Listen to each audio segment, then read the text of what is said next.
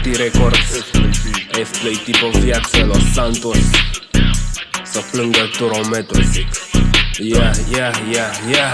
Pedala la plană, tu budănos lângă mine. Hrănim motoarele astea mari, le dăm vitamine.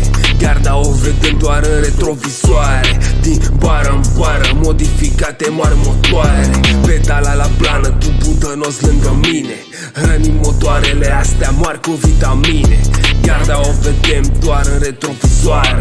Din bară în bară, modificate mari motoare. Auzi motoare turate în tot Los Santosul, cauciucul ars pe stradă, știi mirosul. Auzi turbina să simte când îi dăm nosul. Pasionații apreciază mașina, dar și frumosul.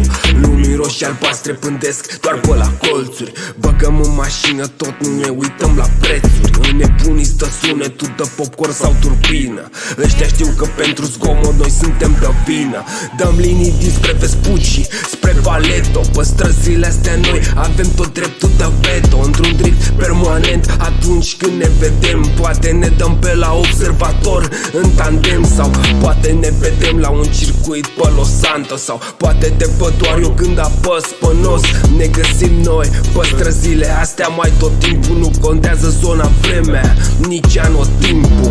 Pedala la plană, tu budănos lângă mine. Hrănim motoarele astea mari cu vitamine. Garda o vedem doar în retrovizoare. Din bară în bară, modificate mari motoare. Vezi S13-le cum stă pe stradă, planează.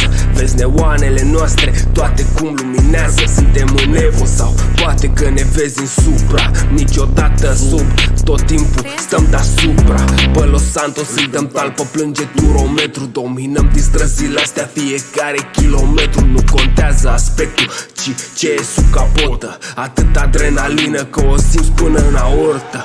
2 ori sau 4, dar chiar nu mai contează. Viteza crește iar traseul se scurtează. Pe stradă sau off-road noi ne facem talentul. Trăim la maxim cât se poate momentul. E pentru pasionații de viteză de oriunde. Când ieșim pe străzi până și garda se ascunde. Cele mai frumoase amintiri sunt în depășire. Când vrei să ne dăm doar, dă-ne de știre.